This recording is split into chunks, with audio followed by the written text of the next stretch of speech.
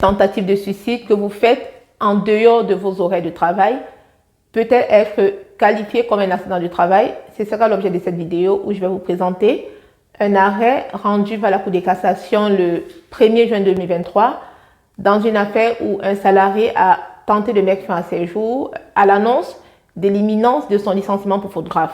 Donc, une fois de plus, je vous invite à regarder cette vidéo jusqu'à la fin parce que vous êtes nombreux à me solliciter pour des questions d'arrêt maladie, accident de travail.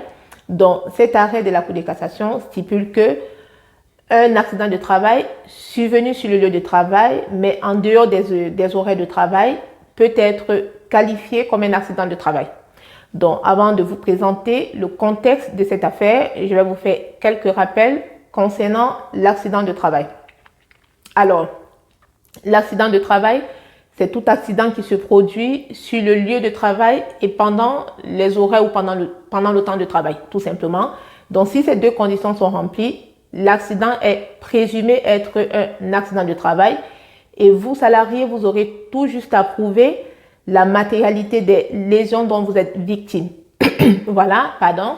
Mais par contre, si l'accident se produit alors qu'il n'y a pas les circonstances de temps et de lieu de travail, et ça voudrait dire que vous n'êtes pas sous la subordination juridique de votre employeur. Et dans ce cas, l'accident ne saurait être pris en charge en tant qu'accident de travail, à moins que vous, salariés, vous ne démontriez qu'il est survenu à l'occasion du travail.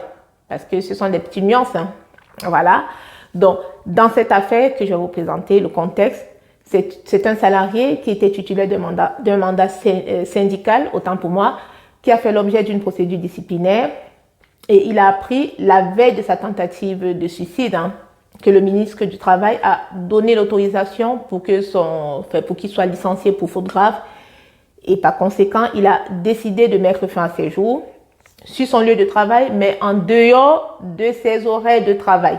Il y a des petites nuances, j'espère que vous comprenez.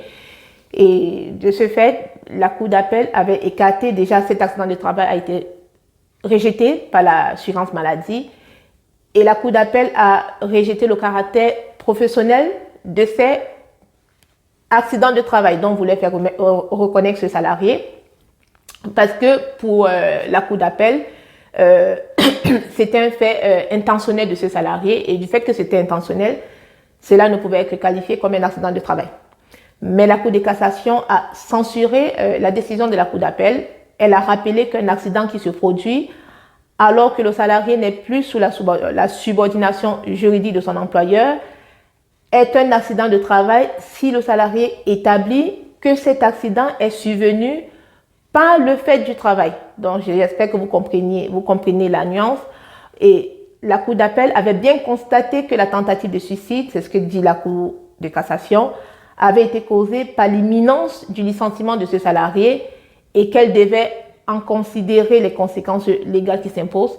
Et la Cour de cassation a renvoyé cette affaire devant une autre Cour d'appel pour être réjugée, tout simplement.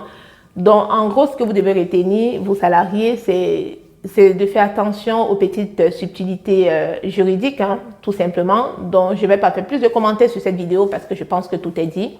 Donc, une fois de plus, si mes vidéos vous sont utiles, n'hésitez pas à vous abonner, à recommander mes vidéos, à les partager, à les liker, à les recommander surtout pour que mes conseils bénéficient à un maximum de personnes. Et je vous dis à très bientôt sur Joyce RH. Ciao, ciao!